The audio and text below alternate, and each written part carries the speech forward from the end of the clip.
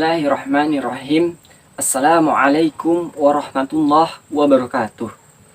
Alhamdulillah, wassalatu wassalamu ala asrafil anbiya'i wal mursalin wa ala alihi wa ashabihi wa man tabi'ahum bi ihsanin ila yaumiddin, amma ba'du. Perkenalkan, saya Saifuddin Habibi dari Prodi Pendidikan Agama Islam STAI Sultan Syarif Hasim Siak, ingin menyampaikan materi mengenai teknik-teknik manajemen kelas. Nah, sebelum kita memahami apa saja yang terdapat di dalam teknik-teknik manajemen kelas, alangkah baiknya kita mengetahui apa itu pengertian teknik manajemen kelas. Nah, teknik manajemen kelas yaitu merupakan suatu teknik atau tata cara dalam menciptakan dan mempertahankan kondisi kelas yang optimal guna terjadinya proses belajar mengajar yang serasi dan efektif. Nah, di dalam teknik manajemen kelas ini terbagi menjadi dua golongan. Yang pertama, prefektif, kemudian kuratif. Nah, apa itu prefektif dan kuratif? Prefektif merupakan suatu teknik yang digunakan untuk mencegah timbulnya tingkah laku siswa yang mengganggu kegiatan belajar mengajar. Dan sedangkan kuratif yaitu teknik untuk mengurangi tingkah laku siswa yang mengganggu kegiatan belajar mengajar. Nah, dapat disimpulkan bahwasanya perbedaan prefektif dan kuratif yaitu prefektif mencegah sebelum terjadinya dan sedangkan kuratif mengurangi setelah terjadinya. Nah, kemudian adapun teknik-teknik yang dapat dilakukan oleh guru untuk pengelolaan kelas.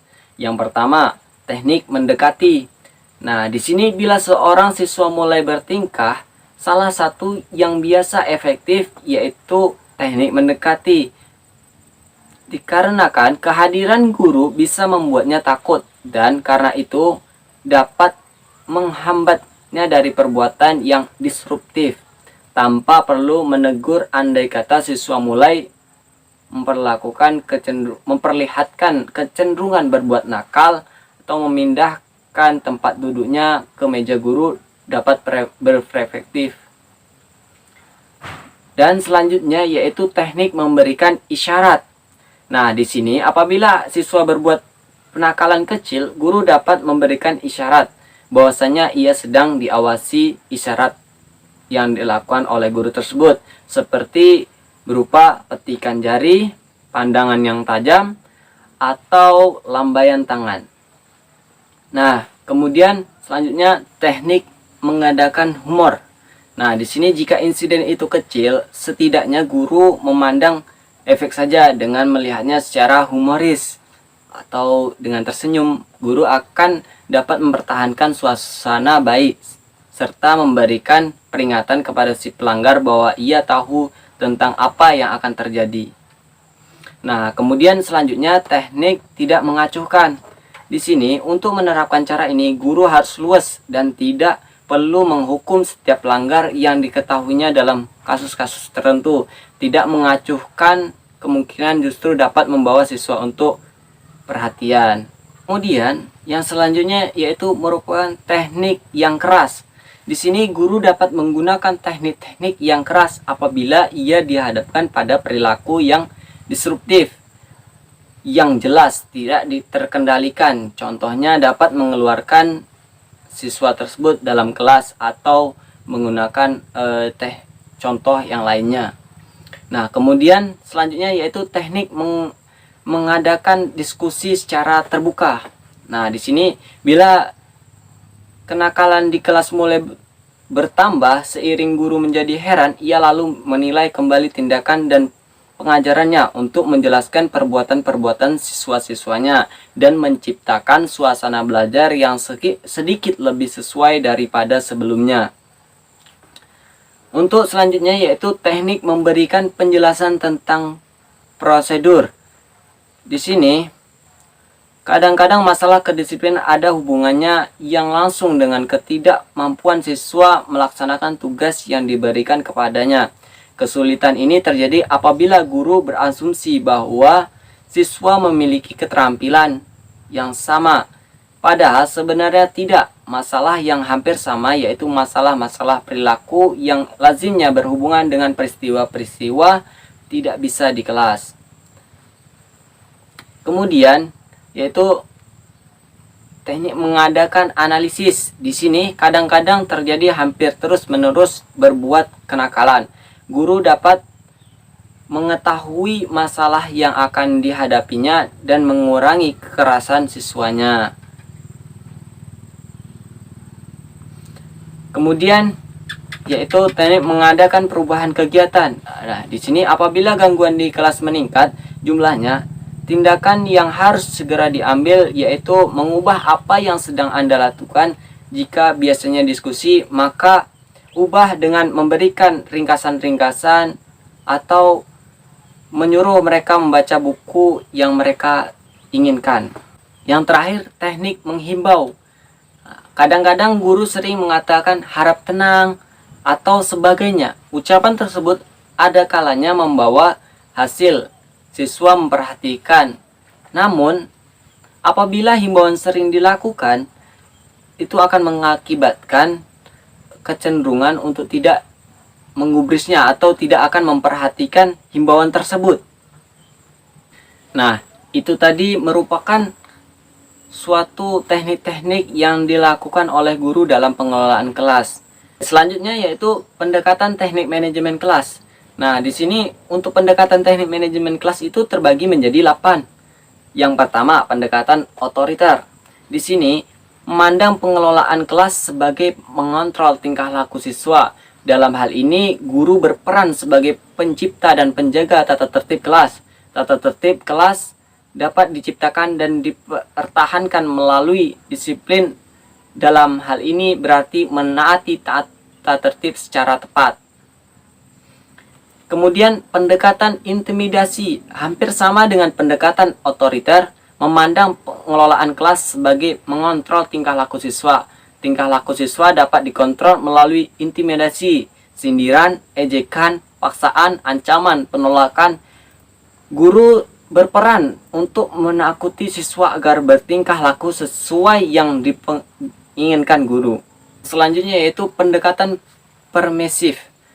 Di sini memberikan kebebasan penuh kepada siswa untuk mengerjakan apa yang diinginkan dengan tempat dan waktu yang sesuai.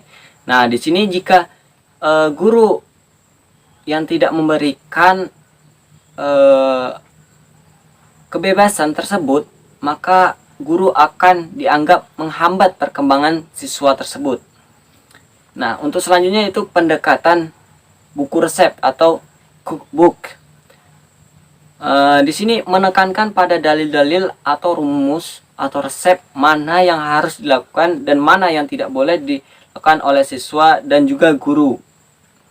Kemudian yaitu pendekatan instruksional, di mana pendekatan ini berasumsi bahwa dengan proses pembelajaran yang baik sesuai dengan kebutuhan dan minat siswa tidak akan menimbulkan masalah, bahkan dapat memecahkan masalah. Maka tugas atau peran guru adalah merancang dan melaksanakan proses pembelajaran dengan sebaik-baiknya. Kemudian, pendekatan modifikasi tingkah laku atau behavior modification. Nah, di sini memandang pengelolaan kelas sebagai proses pembentukan dan pengubahan tingkah laku. Guru berperan untuk mempertahankan tingkah laku yang sudah baik dan menghilangkan tingkah laku yang tidak harus ada atau kurang baik. Dalam hal ini digunakan prinsip penguatan, terus ganjaran, pujian, penghargaan, pengakuan sesuai dengan namanya. Pengelolaan kelas diartikan sebagai suatu proses untuk mengubah tingkah laku anak. Kemudian yaitu pendekatan iklim sosial emosional. Di sini menciptakan iklim sosial emosional yang positif di kelas. Asumsinya bahwa proses pembelajaran akan berhasil secara maksimal bila didukung oleh suasana kelas yang kondusif. Suasana kondusif dapat diciptakan dengan adanya hubungan baik, akrab, sehat antara pribadi. Yang dimaksud di sini yaitu guru dengan siswa, siswa dengan siswa. Kemudian pendekatan proses kelompok atau group process. Di sini, memandang kelas sebagai sistem sosial di mana terjadinya proses interaksi antara anggota kelompoknya, tingkah laku kelompok merupakan faktor yang sangat mempengaruhi keberhasilan pembelajaran.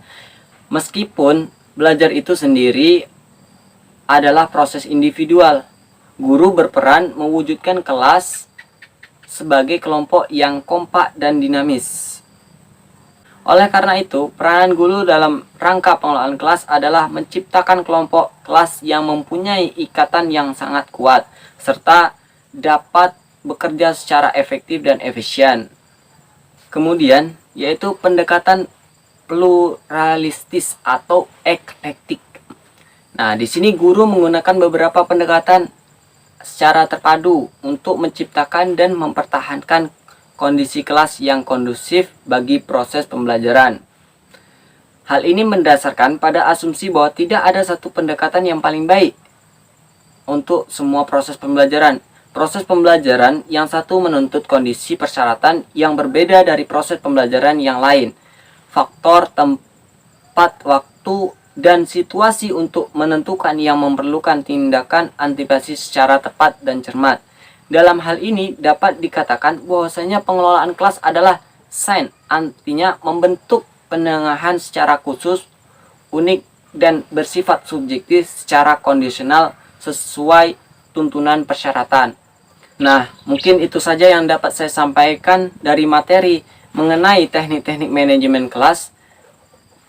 Untuk lebih kurangnya saya mohon maaf. Wabillahi taufiq wal hidayah. Waridho wal inayah. Wassalamualaikum warahmatullahi wabarakatuh.